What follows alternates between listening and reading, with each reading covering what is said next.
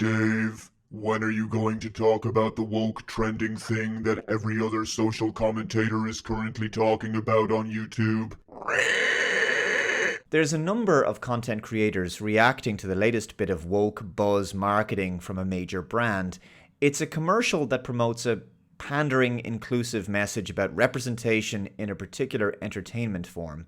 The reason I'm being a bit vague there and not mentioning the brand is deliberate, and it relates to the whole point of this video. There was a time when I would have reacted to the commercial in question, shown some footage from it, put a screenshot from it in the thumbnail. It would have generated a lot of views on my channel.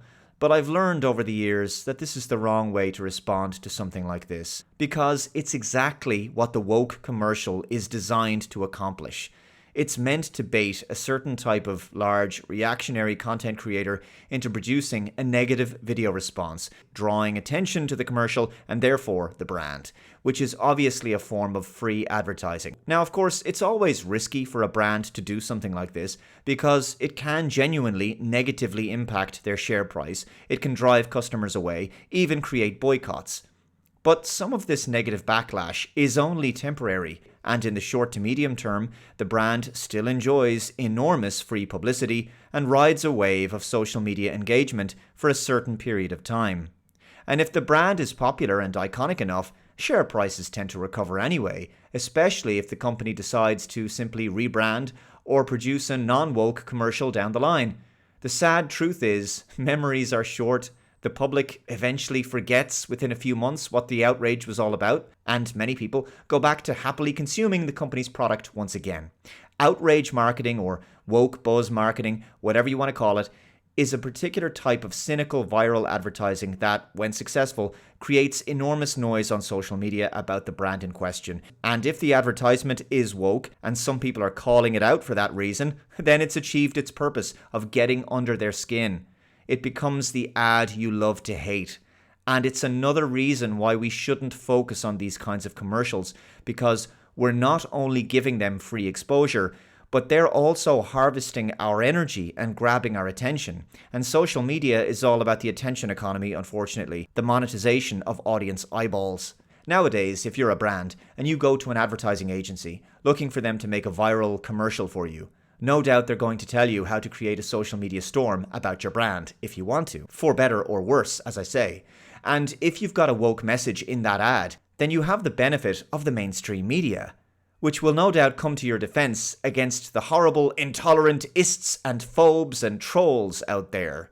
So that just creates even more engagement for you. It's a weird time to be alive for a lot of reasons, especially because of social media and the current political divisions of our society. Once upon a time, if a brand wanted to create a reasonably popular advertisement for their product, they just went the conventional route. They got a very popular celebrity to use their product and talk positively about it. Some advertisements might have a story or some clever creative take, but regardless, those kinds of ads took talent, innovation, and hard work to put together. But they were relatively safe, although they could be expensive to make. Big celebrities aren't cheap, and elaborate cinematography or location shooting can be costly also. So why bother with all of that when the name of the game has changed because of social media? All you have to do is create a moderate and manageable degree of controversy around your brand and outrage from large social media influencers and commentators. They'll do all the work for you. If you want attention on your brand, create drama. Drama sells. I think it ultimately harkens back to the idea that if you have a bad customer experience with, say, a hotel or a restaurant, for example, you tell more people than if it was a good experience. And it's something similar here. Outrage gets people talking. It's the same in advertising. And so long as people are talking about your brand, isn't that a successful advertising marketing campaign regardless of the content? And I think these types of strategies also bank on most consumers not focusing too much on what the controversy is or why the brand is being talked about, because they only hear about it third hand. They just receive this cacophony of noise on their social media feed about the brand in question. They don't look too deeply into it. They just receive the tail end of the shockwave of the impact produced by all of the social media banter about that brand. News articles appear shortly thereafter. It becomes a trending story because of the buzz surrounding the brand. And over time, when the outrage and buzz dies down, embedded within some people's minds will be the name of the brand and maybe their logo for a reason they can't quite recall, which was showing up in their social media feed like crazy recently for some reason they don't quite understand.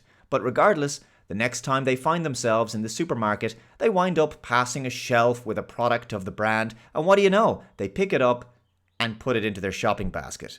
The primary objective of woke outrage buzz marketing is what marketing and advertising has always been: generating more public visibility and recognition of a brand and its products. This is the reason it's so important not to name the brands who do this, not to mention their products, not to contribute to the tidal wave of social media content generated in response to their advertisement. The best way to discourage brands from making this content is to diffuse their efforts entirely by ignoring them. Don't allow them to monopolize your attention and harvest your energy. Even mocking their brand in jest is still giving them attention and driving eyeballs and consumers towards their products in the long run. Just something to think about. Thank you very much for watching, guys. Take care, and I'll see you next time. Bye-bye.